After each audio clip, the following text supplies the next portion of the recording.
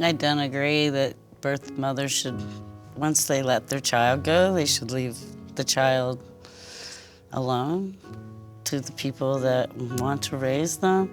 I feel really bad that you had a horrible upbringing, but I had just the opposite. They doted over me. They literally paid for me. So I don't even know if it was a real adoption because my adoption papers are 3 years after I was born. What do you mean by they paid for you? Well, they paid $50,000. They found the lady when she was pregnant and had her live with my aunt till I was born. I am a Christian. I do have those values and stuff, but I grew up traditional. That's all I kind of really knew, and that's what made it really confusing. Is I had these people come into my life and claim, that God gave him my baby before I'd even given birth. The word mother had already been ripped from me and given to another woman under the disguise of that. They were very white, very racist, very. So, I had to learn to change all that myself, and I have grandchildren that are all different colors and races. I love it. I feel bad that I still have some of what my parents have raised me in me a little, but no. You said you wanted to find out your ethnicity? Yes. I've always wanted to know. I never thought I was half Mexican, though. I'm pretty sure my parents would have gave me back if they'd known, so I'm thank God.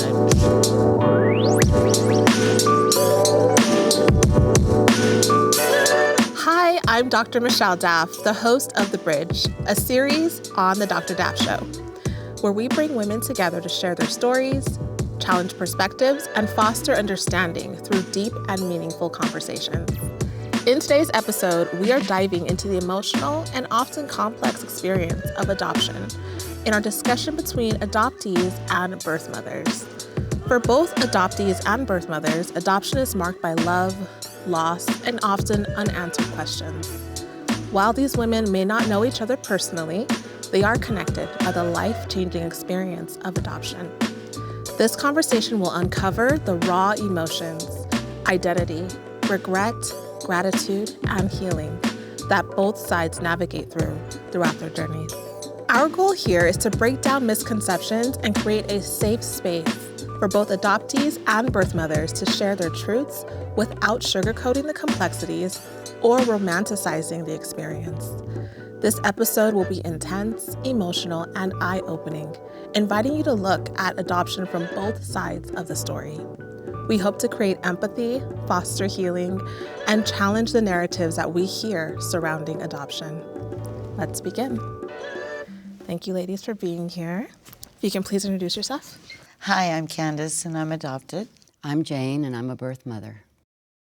I'm Sierra, and I'm a first mother. I'm Amy, and I am adopted. I'm Tamara, and I'm adopted. I'm Jody, and I'm an adoptee. Thank you so much. Our first prompt is, my life is better because of adoption. Thank you. So let's hear from you. Well, I was very young when, the situation occurred. I was 15, and I really wanted to be in my child's life, and I really felt pressured into the decision of adoption, which ended up being closed. In a lot of states, open adoption isn't legally binding, and that's something I didn't know. And unfortunately, in a lot of scenarios, for whatever reason necessary, if there's no legitimacy there, at any point it can be closed off. I personally only even felt comfortable with the adoption in any circumstance with it being open. Unfortunately, when you have a child and you are in a situation where you don't know your child, but they're alive somewhere walking around, yet you're expected to act as if your child is dead. That is an unfortunate situation that keeps you in a constant state of grief your whole life. There's no closure. We weren't given a funeral or, proper goodbyes or anything like that. And that's a very hard way to live. However, I'm very thankful that it's given me the passion, and I do feel like, in a way, the universe and God, gave me this trial in order to save and help others who could have been in, similar circumstances. Thank you for sharing that. How were you pressured, or who was pressuring you? Well, it was a backdoor adoption, so it wasn't through an industry or whatnot. I had went my full pregnancy planning to keep my child. About 2 weeks before, I was 15. I was very scared. Teen pregnancy, where I was from in Missouri, was not popular nor accepted at that time in any circumstance. And this, someone had brought it up, and being in a fear state, knowing I'm going to give birth at any time, while being introduced a couple who came in immediately and was like, God brought this baby to me, and kind of claimed ownership of my child already, being so young and naive and scared. I kind of went into it thinking I was doing something good. Oh, I see. If that answers your question. I see. So in the moment, you thought that it was something that would be okay, and then later on, I thought I was doing something that was good, and I unfortunately don't think in many ways, more ways than it has somehow came full circle to be my passion and help others. It has had a tremendous impact on my life. And my son, who I had later, I have another son. It's unfortunate because he wants to know his brother, and I can't give him those answers. So. Yeah, that's hard. Thank you for sharing that. I'd like to hear from you. Okay, so on the other side as an adoptee, my biggest wish was that there was a bit more investigation, or I don't know how the interview process, or how lengthy it is deciding that, okay, these people are fine to adopt, because I was adopted into a very abusive home on many levels, and a community that kind of supported the abuse. It was just a really horrible experience, and I really I wonder, did they ask neighbors about this family? How in depth did they go with it? And to me, I feel like one of the worst parts too was that there was this Christian, we're such great people behind it, and it was a house of horrors for me, not for the biological children, but I was very neglected, very abused, and I feel like I had to have been abused before I was adopted too, because I had a lot of health issues. I was actually burned pretty badly and had scars from that. So it was like, I don't know, I think the usual assumption is that adoption's this wonderful thing, and I think in a lot of ways it can be a way to hide secrets and be like, no, this stuff isn't happening because look what wonderful people we are. We adopted this child from overseas. So yeah, that was not that great, but I feel like a similarity that you can use those experiences, those unfortunate experiences, to be more intentional with your own parenting. It's certainly been on my heart throughout my life to work with children, especially children that come from abuse and neglect. So, and then teaching in schools that a lot of people don't desire teaching in. Those are the kids I want to love up the most. Thank you for sharing that. Yeah. So, anyone want to speak to that? I just want to say I'm sorry you went through that. Oh, thank you. Yes. Years ago, back in 2010, I left Baltimore, Maryland, to get away from my mother because she was verbally and physically abusing me, and I took me and my son up there to New York City back in 2010. And once I got up there, months later, ACS took my child away from me because due to my mental illness, and they said that I could not have my son back. And he was adopted, and they put him with Aisha Ford, which is the adoptive mother, and she still has him up to this day. So, I'm glad that I get to talk to him on the phone. every now and then he knows where I am. He knows, and I explained the story of what happened with me and my mother and why I had to take you up there when you was 2 years old and this and that. So he understands. And I was taken away from my dad when I was 9 months old, and I still still sort of feel that pain, the fact that I never got a chance to see my dad. But it was for the best because they were just, because they weren't a good family. So it was good, and God had mercy, leave some kind of mercy and over me, so that way I don't have to see that my father and that side of the family anymore. And thank God that my mother did take me away from, but thank God I don't deal with my mother anymore because she has some issues and problems, and I've dealt with a lot of abuse growing up as a child, but God has healed me, and I feel so much relieved now that, and my son, I get to spend some time by talking to my son. Every now and then I'll visit him when I can, due to financial situations. So I can't. You were adopted. So you were adopted. Yes, and then, raised by under a stepfather, my stepdad. His name is Harvey, yes. Okay, and then you had a child, and then that child was taken from you. Yes, due to my mental illness. Right. So that's why he's not with me, because they diagnosed me in New York City and said I had schizophrenia. So they said that in order for me to get my child back, I would have to have somebody to help me to get my son with me, okay? Because I can't do it on my own. Yes. Thank you for sharing. Thank you.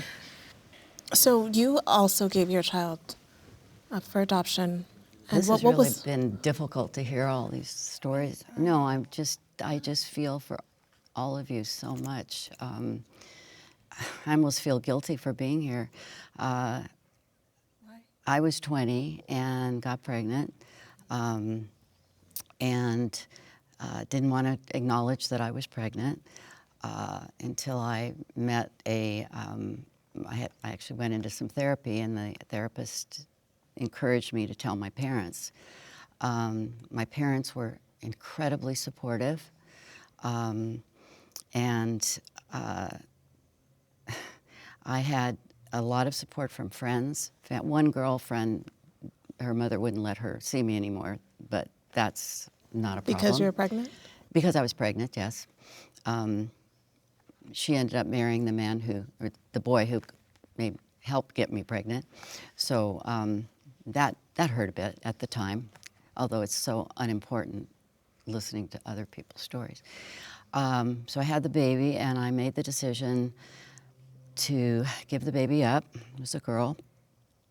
I just felt I was way too immature to handle a child. I was able to work with an incredible attorney and my doctor to choose the parents, basically from profiles, not necessarily from meeting them. So I did find a couple that I felt had the right values and that, as best I could judge at the time. So I did that, and I went on to live my life, getting married a few years later, having a son. So he was 5 years older than my daughter. So when she turned 18, or I knew she was turning 18, I joined or registered with an agency, which I think was fairly new. It wasn't online. There was no such thing as online at that time. So that she could come find me, because everything was closed at the time I had her in the 60s. So there were no open adoptions. Everything, no one had any rights, pretty much. So she 18. When she was 40, I got a call from the registry that my daughter was looking for me, and not knowing that I was already on the registry. And they called and asked, do you want to meet your daughter? And I said, would you like to talk to her? And she'll call you. And I said, I mean, I couldn't quite believe it. But I will say, I'm embarrassed to say this, but I compartmentalized it. So she was always in my mind, but I just kind of went on with my life. And it's a guilt that I've always felt. I felt guilty about giving her away, but I didn't let myself think about it. I mean, Turn off mode. yeah, pretty much. Girls much younger than I was at the time were keeping babies. I had support. I could have kept the baby. Instead, I wanted to go to college. And so she called me. And when she was 40, because her family was, her children, her husband were encouraging her, not her mom. Her dad died when she was only 17. She was very close to him, but she did not have a good relationship with her mother. So, and she knew that reaching out, trying to find her birth mother would just destroy her mother. Not that her mother was going to let her do it, but at 40, I think you can do whatever you want, yeah. And her kids were excited.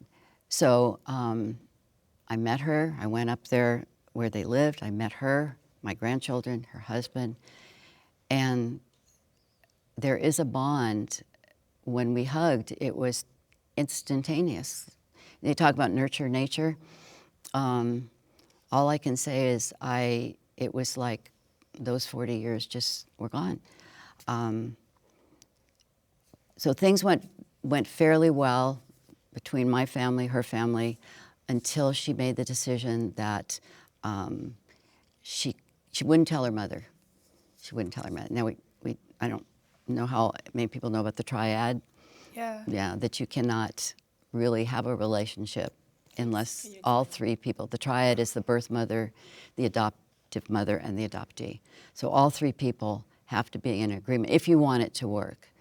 And since she wouldn't tell her mother, we didn't have that triad. So, and she did not want to tell her mother. She made the choice. The good news out of that is I got to continue to see my grandchildren. They started coming down to visit. Her husband calls me all the time. I've seen her several times. We don't have the relationship I thought we'd have because and we both talked about the hole in your heart. I knew I had a hole, but I didn't know what the hole was. Same thing with her. So I feel, I don't tell people, my family, of course, I just don't tell people. I say I have 2 kids. One I see more than the other because she's married, has children, lives far away. And she had a wonderful life, which, I'm sorry, after hearing about from all you gals, that's all I really wanted, so I thank God for that. And I think, too, her life could have been very different. You can't what if. You just can't. Had I kept her, I have no idea. But I couldn't have chosen a man better than she did. They met in college, and the grandkids are great. A little entitled, like all that generation is. If you could go back in time, would you have made that same decision? Wow,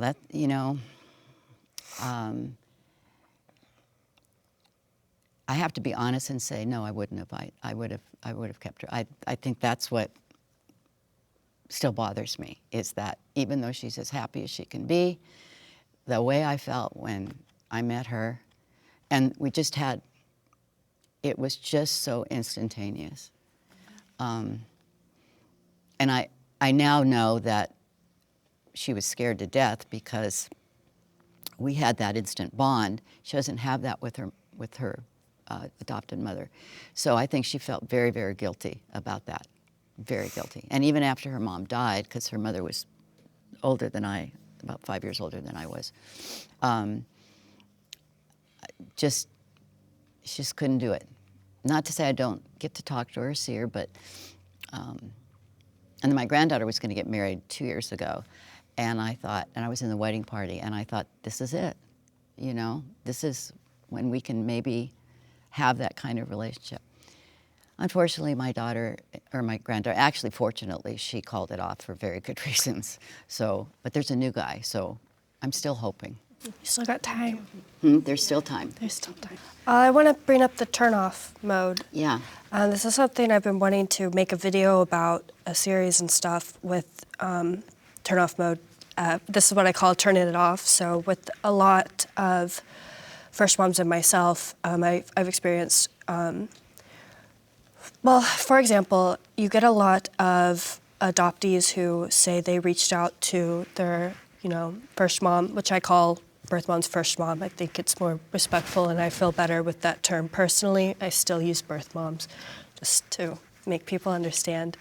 But there is a point of, it's so painful, and it's such a primal wound that can't be made sense of, that quite frankly, it's either deal with it and open it all up, which is dangerous and scary, or there's a turn-off mode, and like you said, it's still back there, but you just can't open it, because once you open it, the doors come flooding. There's a lot of situations where adoptees, they reach out to their first moms years later, and the first mom answers, and they almost don't want contact. And I think there's a lot of scenarios where they have been on turn-off mode for so long, and that's how they've been able to continue their life successfully without having any issues with opening the doors, because that can cause a lot of problems to handle that in real life. They've been off turn-off mode, so to suddenly turn that on risks, it can be a risk for not only the family they have built, but also we're talking about deep primal wounds. And I feel like in this world, we don't deal a lot with primal wounds. And it's a real thing that people experience. And so there's a lot of first moms who choose closed adoptions or who walk away and they don't want to. But the body can't, a lot of first moms also can't be in situations where they feel like they're sitting almost like an animal and, like almost like a Handmaid's Tale situation. That's kind of how I felt being in the company of my son when I first did get to see him in those few minutes. There was no love from the mother or any type of, I felt like I had to agree with everything that happened or my son would be used. And so it's that also takes away from that primal. So a lot of people turn away and they turn it off.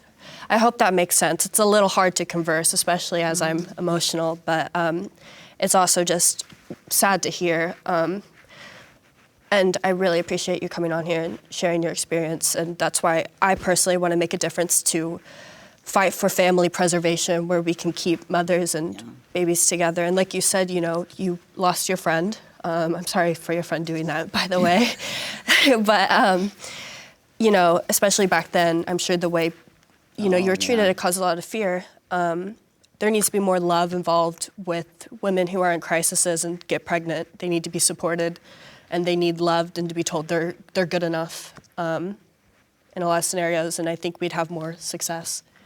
I hope that makes sense. You were kind of shaking your head there a little bit. I kind of wanted to know what was going on in your mind.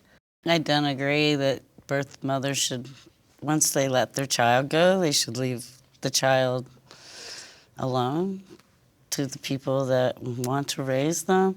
I feel really bad that you had a horrible upbringing, but I had just the opposite. They doted over me. They literally paid for me. So I don't even know if it was a real adoption because my adoption papers are 3 years after I was born. What do you mean by they paid for you? Well, they paid $50,000. They found the lady when she was pregnant and had her live with my aunt till I was born. Oh, I see. But you're saying that your life was good. It was great, and I found the adopted people later, but my bio.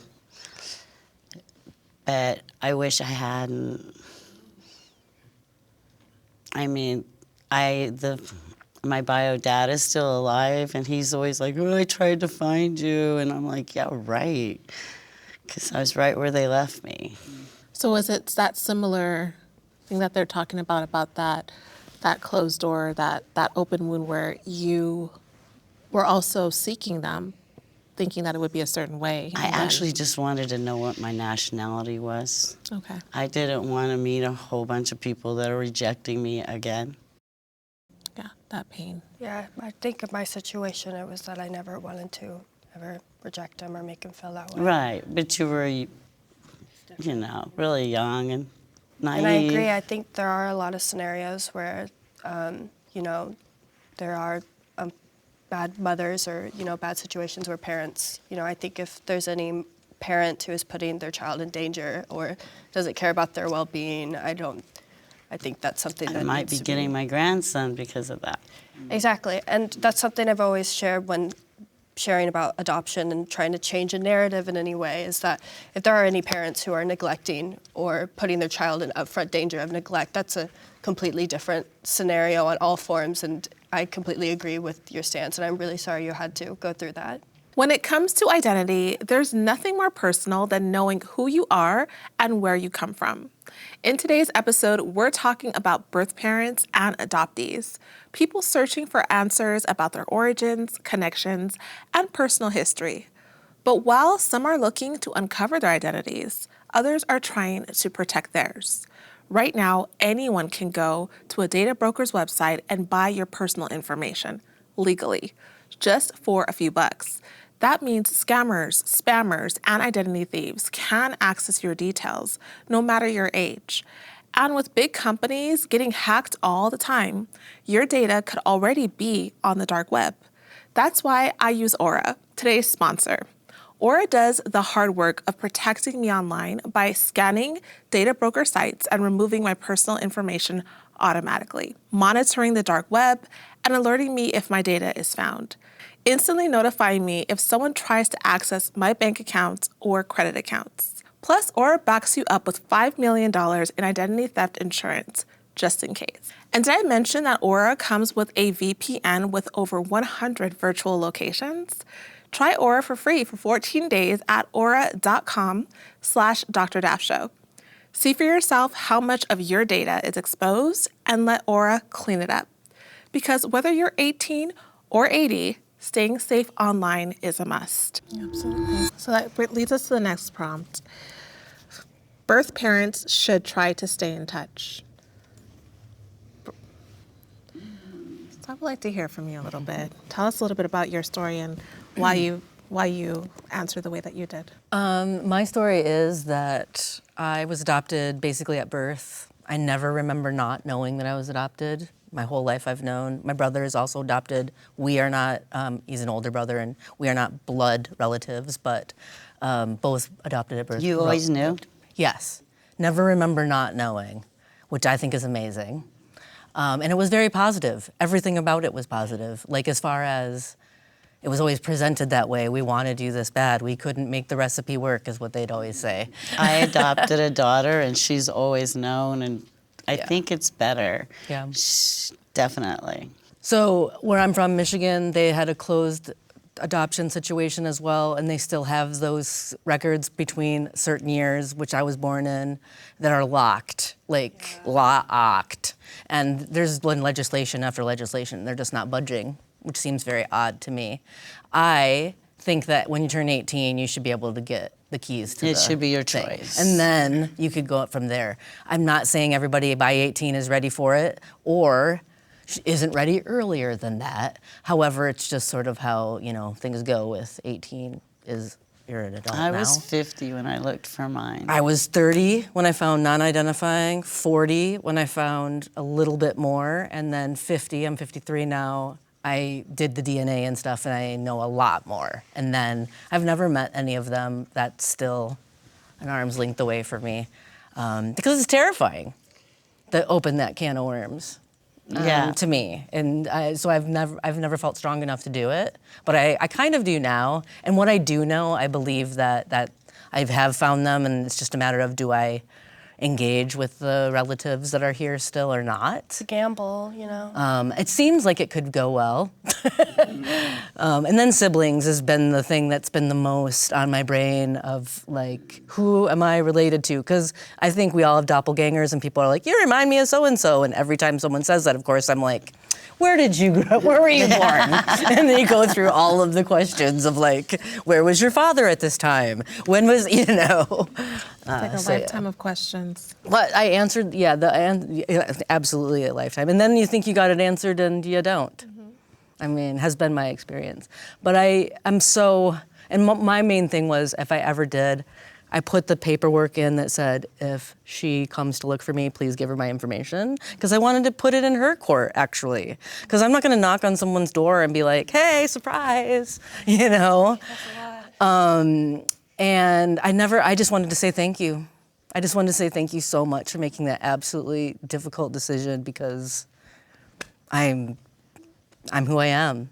And it's part of that amazing decision that you gave me in gift, I feel like. I would be so different if they raised me. I wouldn't be. Right? Not at all. I want to hear a little. Thank you for sharing that, by the way. I want to hear a little bit from you in this particular conversation, because you didn't have a great experience. Sounds like you had a pretty awful one with the people who adopted you. Do you wish that birth parents had that ability to be able to connect with you? It was such a difficult question, because I feel like it does depend on the situation. I guess when me agreeing with it was, I wish it would be a choice. It doesn't sound like it's always a choice. And I don't know, like, I guess just in my situation, I feel like if anybody were to witness what was going on, they would be like, no, wait, never mind, or whatever, or could even like have a voice in, different placement or something. So I don't know about like that they should or as a hard and fast rule, but in my personal experience, I wish it would have been an option, or that there would have been more, just more choices probably for them, and more offered up to biological parents, because I think in the 1980s, because I'm old, it was just, everything was just kind of, I don't know. I don't think that things were as much of a choice. I don't know how things have changed. I'm hoping and guessing that there's a little bit more there.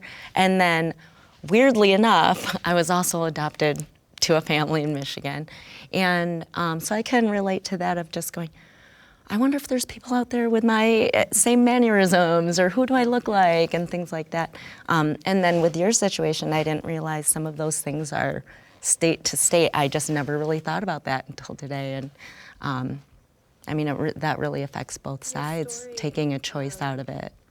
Your story with the Christian, kind of religious thing, and that's something that I think is huge and used, weaponized in the adoption industry a lot of time. For example, and I am a Christian, I do have those values and stuff, but I grew up traditional, that's all I kind of really knew. And that's what made it really confusing, is I had these people come into my life and claim, that God gave him my baby. Before I'd even given birth, the word mother had already been ripped from me and given to another woman under the disguise of that. And it's terrifying to hear what you've gone through, because I know that happens, and there are people who exist who can present themselves perfectly in a scenario and do those things, and then behind camera be absolutely awful for all we know, or whatever the case may be. And it terrifies me because, in my opinion, the way I've been treated, like my son's name was changed and ripped away, and the hatred I have been treated and has gotten terrifies me, because how much do you really love my son if you can't even show the basic common courtesy and respect to someone like me? How much does that really exist in the home? And it is concerning, because in a lot of industries, there's not anyone going in there and looking. These are strangers. I gave my baby to strangers who presented themselves like family, and I thought share my values, and they don't share any of the same values I have.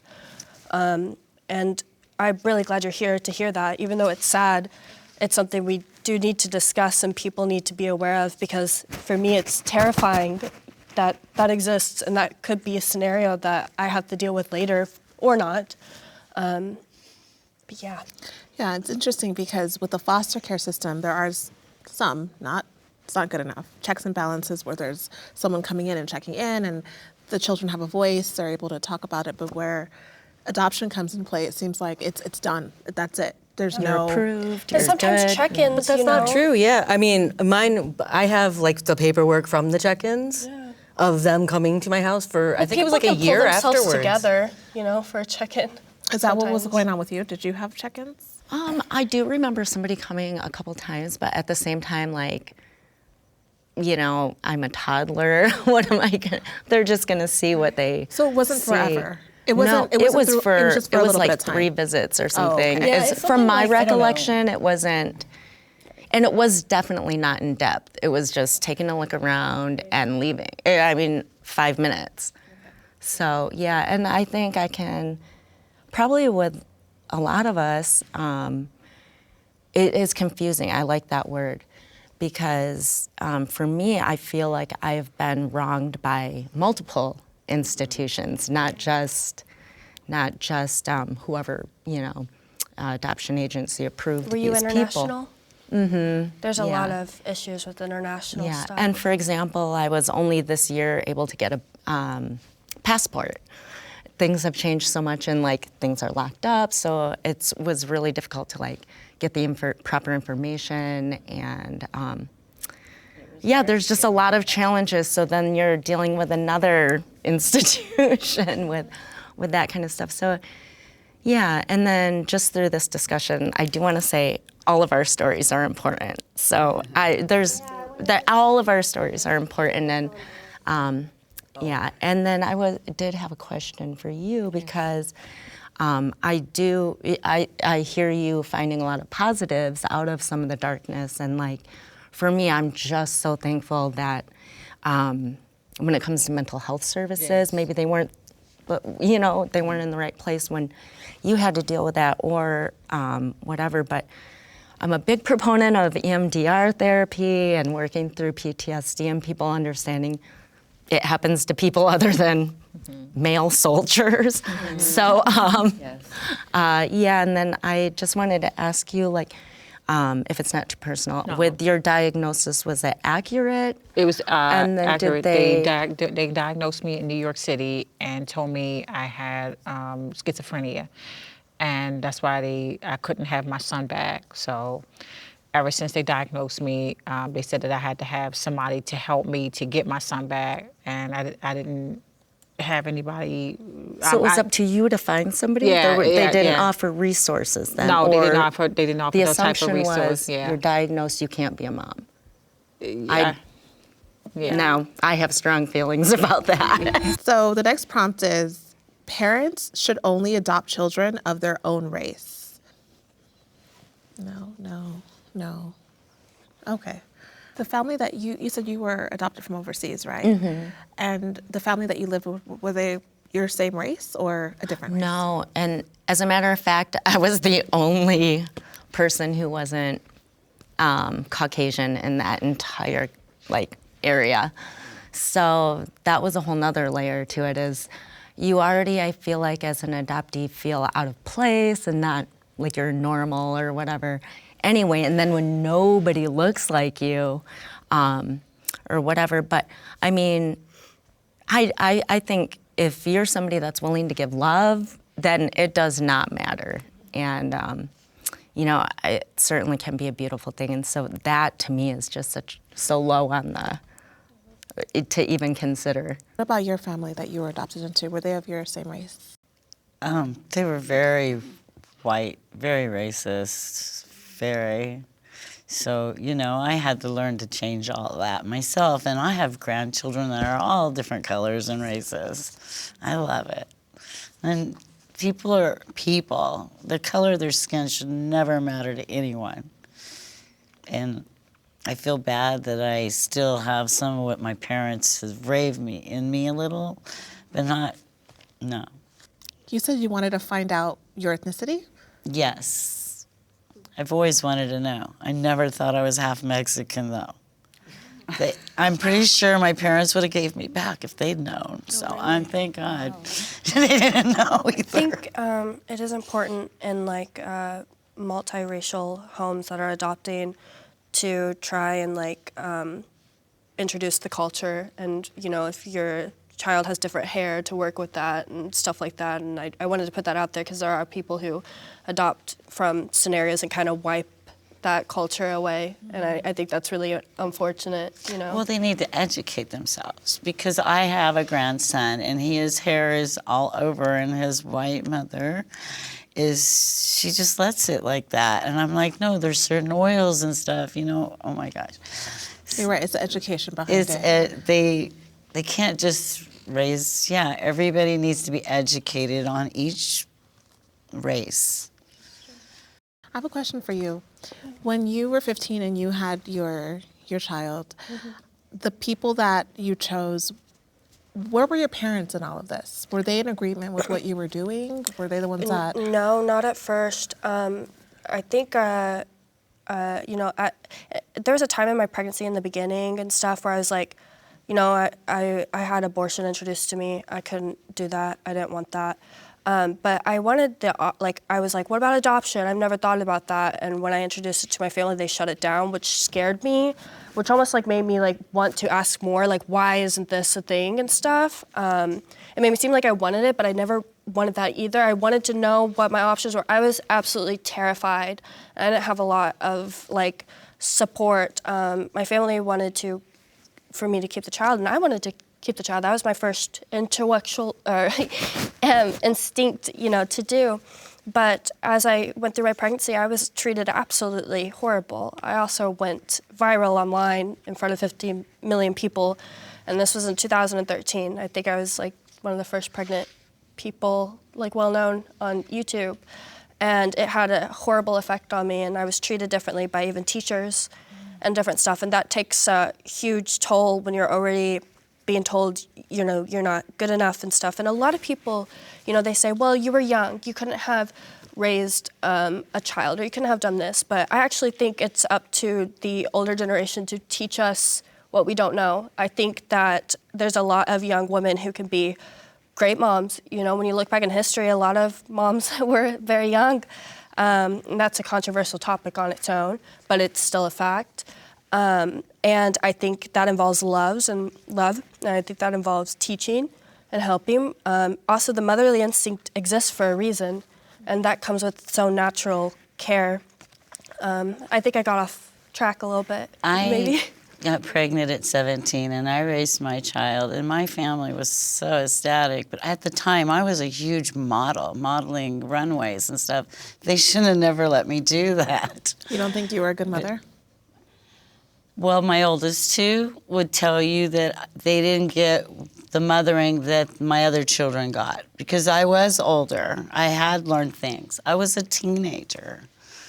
I was a good mother, because I ran away and took my kid with me. But you weren't as good as you could have been. Exactly. Yeah. I feel like I raised some narcissists, and maybe I was one.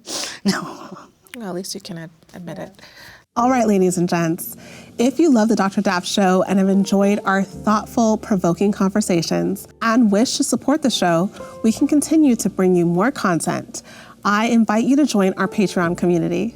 Producing this show is a true passion of mine, but let's be honest, it's also expensive to create, from our production teams to studio equipment, casting, and other production costs. It's a lot. So by subscribing, not only will you be helping us continue to bring you meaningful content, but you will also get access to some incredible perks. As a Patreon supporter, you will receive exclusive videos that are only available to our community. You will also get early access to some of our upcoming episodes so that you can see some of the content before anyone else does. And even for some of our most exciting episodes on YouTube, we may leave out some of the sections and post them only on our Patreon page for our community. And because I want to make it extra special, all Patreon members will enjoy exclusive discounts on Find Forever, my faith-inspired fragrance line.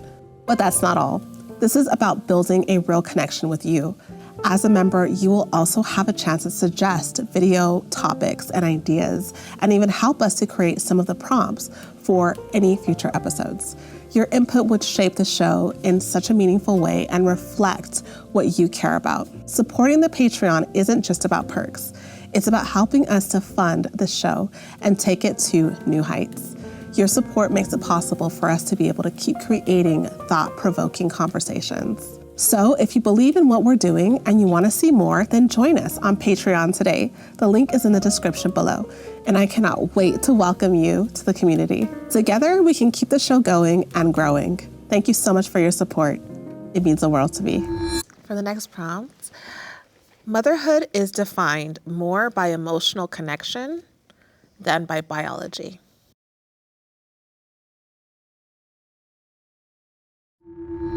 Society romanticizes adoption and ignores its complexities. Yes, then no, I'm not sure. I'm not sure. Okay. Yes, thank you for, okay. So I'll ask you, do you think that there should be more steps when it comes to testing families when people are going up for adoption? Yes. Yes, absolutely, it should be. So yes, because so that way when the child gets a little older, they'll find their bio parents. And yeah, so that's absolutely a must, yes. And I think society sometimes just thinks it's so great that this child was adopted. Like, that's the best thing that could have happened for them, but they don't realize what some of you are saying, that it was closed, that the child may want to find their parents and they can't, or there's all these little things that we don't know on the outside. But society thinks it's such a great thing to be adopted, but what if they're in a situation that she was in where nobody was there to save her? You know, I think that they should definitely treat it as a foster and check people out, especially now. I don't even know what the criteria are. You know what I mean? Like, I'd be curious what I it think is. that they just In took me, 1972. and when they got my brothers, when I got literally got papers because they had to do it for his adoptive family. So I don't know. Maybe I was bought. I know I was bought, and who knows? It's so weird. I have questions. I'm going to go through each of you in terms of asking this particular question. Growing up, did you ever think about what your birth parents were like? Did you ever dream about what they could be like, how they would treat you, what kind of life you would have if you would have stayed with them? Yeah, I think I did. I don't feel like I probably thought about that as much as like maybe other adoptees when I was young. I think I was just, from an early age on survival mode, so I think it wasn't even necessarily about, anything to do with, would life have been better with my biological parents? It was just get me out of here. Yeah. But yeah, I think more than the parents, I have throughout the years wondered about siblings, probably more than about my parents. Yes. Although similar to you, I don't think when I was a kid I had that, I don't think kids really have the capacity necessarily to think outside. Hopefully their environment, at least that was my experience.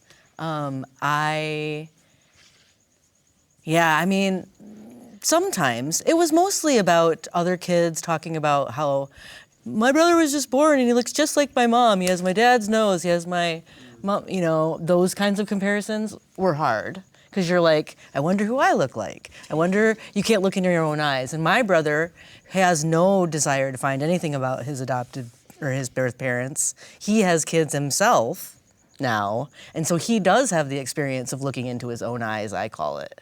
Like, I don't. I may never have that, which gives me chills right now because it's devastating in some ways to think that way, right? But I mean, I don't bury myself under those feelings, but they're certainly there. They're there. Yeah. Thank you. And in terms of, actually, I'll have you answer that, and I have a different question for you. I really never knew. I always thought I was theirs until I was like 11 or 12. And then when I found out, some rebelliousness just snapped in me. And I never wanted to know them because my parents were so good to me. But then when I got older, I don't know that I wanted to know them. I just wanted to know where I come from. And now everybody says I have my dad's smile, and I'm like, that man looks nothing like me. Now, for you ladies who have been the ones that gave birth, but then did not see your children, did you ever think about what their lives were like and what your lives would have been like with them? Did you ever romanticize or think about what that would have been like? Or was it really just a shut off where you just didn't even think, okay, what are her parents like? Or what are his parents like? Well, you kind of, one thing is you worry about, you pray that they are living a good life and that they have good parents. So again, compartmentalizing it and kind of putting it in the back of your mind because you can't do anything about it. And it's a fear that you have. So in meeting her, all those fears were just put to rest because she had good parents. Maybe not, I think she fantasized about what her mother, she's not interested in who her biological birth father is. So I didn't tell her. I would if she'd asked me. But she fantasized about who her mother might be, and we look very much alike. So that was really crazy. And we have the same mannerisms. That was interesting. When you said that, I used to, before I did my DNA, I would meet somebody and I'm like, oh, I wonder if they're my dad or something like that because we have the same mannerisms. I'm sure that's something that a lot of adoptees go through, just in general. And that must be, I never kind of thought about it. I mean, I'm learning some things about what my daughter probably thinks and feels that I wouldn't necessarily know except from listening to all of you talk. Like when you were talking about who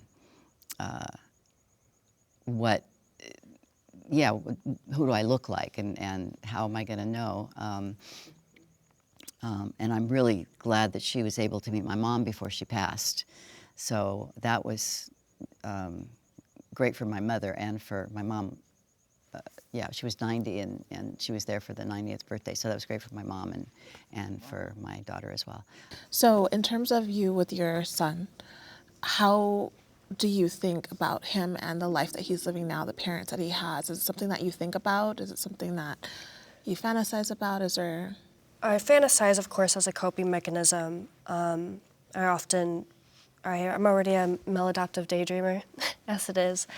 And it does help in some way. It fills the maternal instincts, which don't disappear, after an adoption. But there hasn't been a day that goes by that my body, in the beginning when I tried to go in turn off mode, my body wouldn't react. And, I mentioned when I first had my first visit after the placement out of the hospital, I went to go visit my son at his new house, and when I walked in, everything in my body rejected it, and that's where I wanted to go into turn-off mode so bad because my body was screaming, you made an awful decision.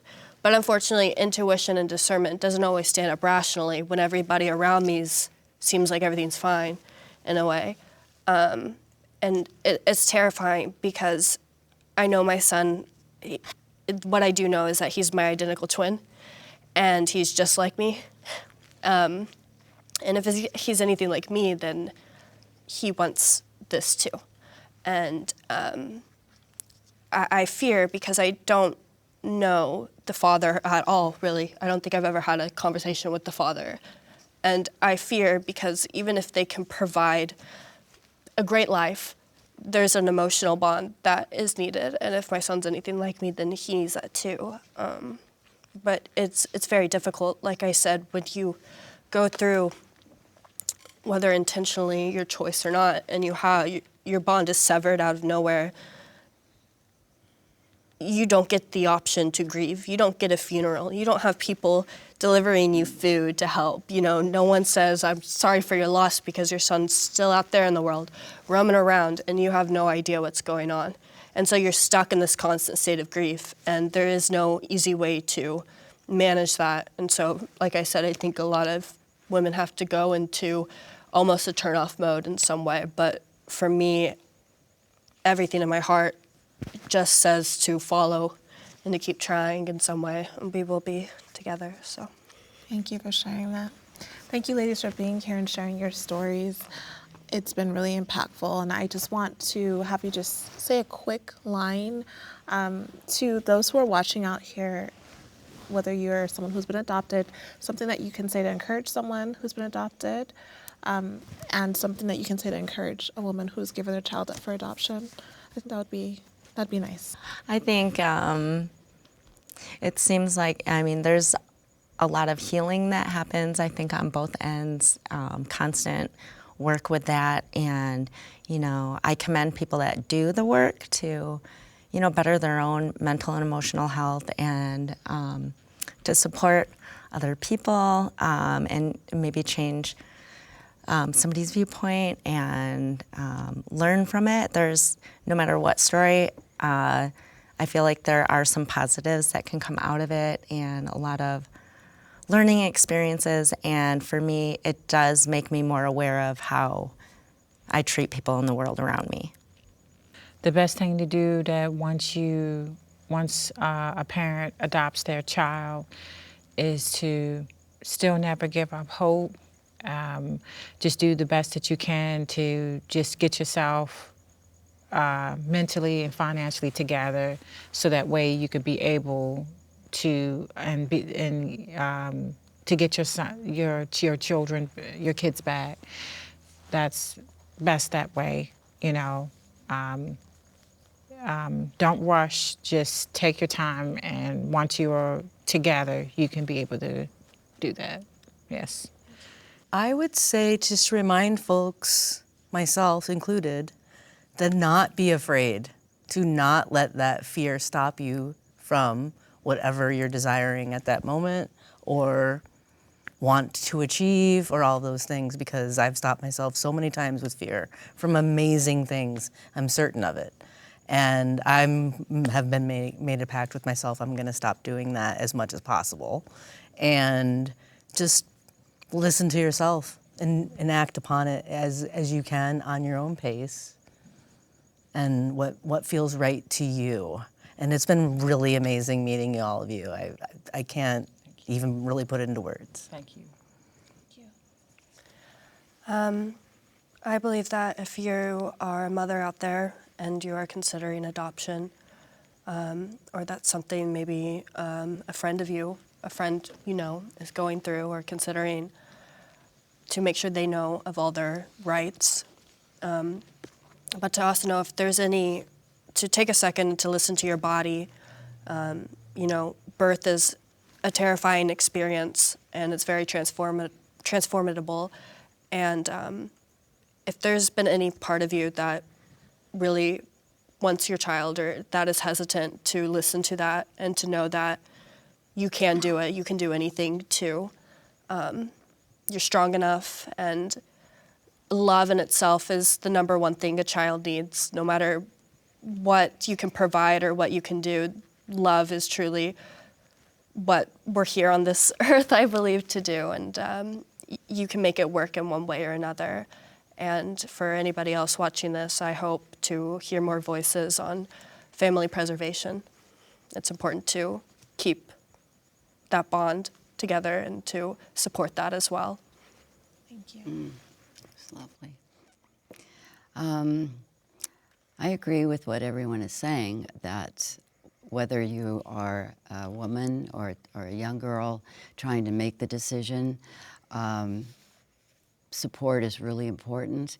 And knowing that you have choices, now it's so different than it was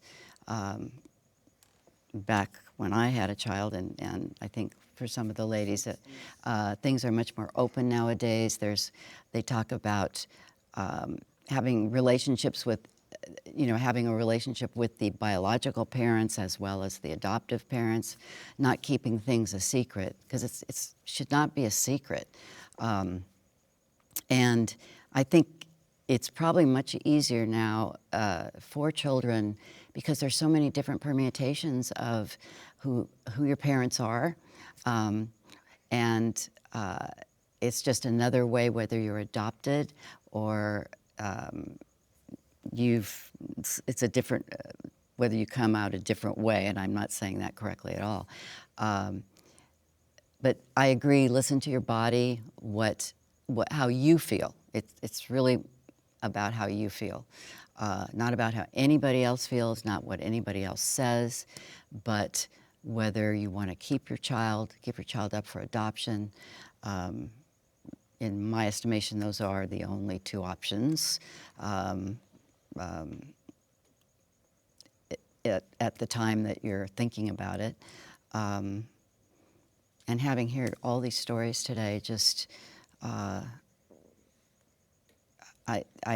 knew it was going to be a little emotional, but I had no idea I was going to hear so much honesty. And thank you for allowing us to tell our stories in a safe environment. So thank you. Thank all of you. I really believe that people should take their time, especially if you're going to be giving up a child, to know that you can handle that, because it does a lot to you mentally. But to know that a child's going to a home that desperately wants the child and is going to treat them wonderful, I think research is really what I want to say, because I feel so bad for you. And I've always tried to step in. My neighbors are so close to me, because when I moved in, that didn't look like a good situation. And those children, I took them in. And they're family to me now, but then they weren't. And my kids don't understand that, but something told me to stay close to them. So you always want to do research where your child's going or who has your child, and you should never lie to your child, because my daughter's always known that she was adopted, and she's happy. And she knows all the people around her, and I didn't get that chance, and it's made me always think that nobody's ever really wanted me. So just, you should always be open with your children, especially. Maybe not about Santa Claus, but everything else. Thank you so much. I thank each and every one of you ladies for being here and being so open and honest and sharing your stories. I'm so grateful for your time. And thank you for watching. Leave us a comment. Let us know your thoughts on what you heard today. And until next time, bye-bye.